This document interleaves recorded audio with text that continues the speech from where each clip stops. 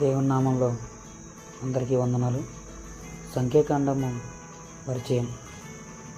సంఖ్యాకాండము ఇశ్రాయేలీయులు సీనాయి పర్వతాన్ని విడిచిపెట్టిన నాటి నుండి దేవుడు వారికి వాగ్దానం చేసిన దేశపు తూర్పు సరిహద్దు సమీపించిన నాటి వరకు గడిపిన 40 సంవత్సరాల చరిత్రను వివరిస్తుంది.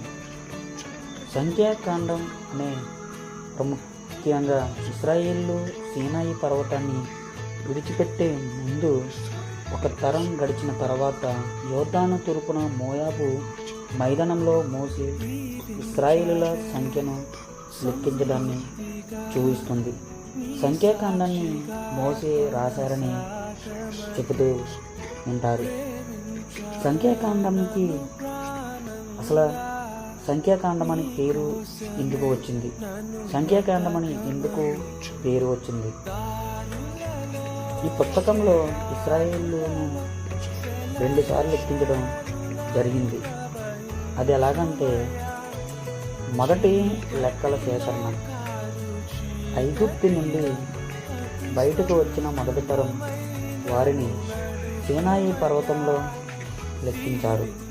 అలాగే రెండవ లెక్కల సేకరణ, 40 సంవత్సరాలు అరణ్య ప్రయాణం ముగిశాక కానానులో ప్రవేశించబోయే కొత్త తరాన్ని మోయాబు మైదానంలో లెక్కించారు. అలాగే రెండవ సంఘటన చూసుకుంటే ప్రధాన సంఘటనలు అధ్యాయము ప్రధాన అంశము 1వ అధ్యాయం నుండి 10వ అధ్యాయం వరకు సీనాయి పర్వతం వద్ద ప్రయాణానికి ఆయత్తపడడం, పల్లెము అమెరికా మరియు లేవీల పరిచర్య. 11వ అధ్యాయము 20వ అధ్యాయం వరకు అరణ్య ప్రయాణంలో ప్రజల తిరుగుబాటు, 12 మంది వేగుల వారు కానాను చూడడానికి వెళ్ళడం మరియు 40 ఏళ్ల శిక్ష. అలాగే 26 నుంచి 36 వరకు చూస్తే కొత్త తరం సిద్ధపడడం, యోషువ నాయకుడిగా నిలవడం, కానాను సరిహద్దుల విభజన.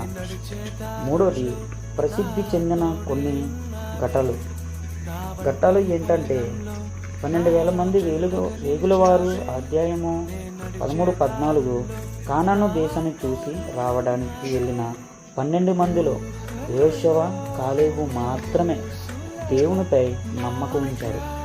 మిగిలిన 10 మంది భయపడి ప్రతికూల సమాచారం ఇవ్వడంతో ప్రజలు తిరుగుబాటు చేశారు.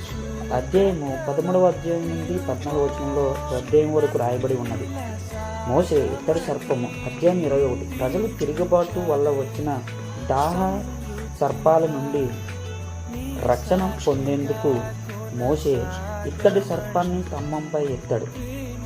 ఇది కొత్త నిబంధనలో యేసుక్రీస్తు వారి శిలువ మరణానికి సూచనగా చెప్పబడింది. అలాగే బిలాము మరియు మాట్లాడిన గాడిద. అధ్యాయము 22 నుంచి 24 అధ్యాయంలో మోయాబు రాజు బిలాకు ఇశ్రాయేలులను శపించడానికి బిలాము అనే ప్రవక్తను పిలిచినప్పుడు దేవుడు గాడిద ద్వారా మాట్లాడించి శాపానికి బదులుగా ఆశీర్వాదాలను పలికించాడు బిలాము ద్వారా. అయితే సంఖ్యాకాండం సందేశం దేవుని నమ్మకత్వాన్ని, ఆయన క్రమశిక్షణను మరియు విశ్వాసరహితం వల్ల కలిగే పర్యవసనాలను సంఖ్యాకాండము స్పష్టంగా తెలియజేస్తుంది. విషయ సూచికలు బైబిల్లో ఎక్కడెక్కడ వచ్చినాయో చూద్దాం. ఇశ్రాయేలీయులు సీనాయి పర్వతాన్ని విడిచిపెట్టడానికి సిద్ధపడడం, 1వ అధ్యాయం నుండి 9వ అధ్యాయం వరకు.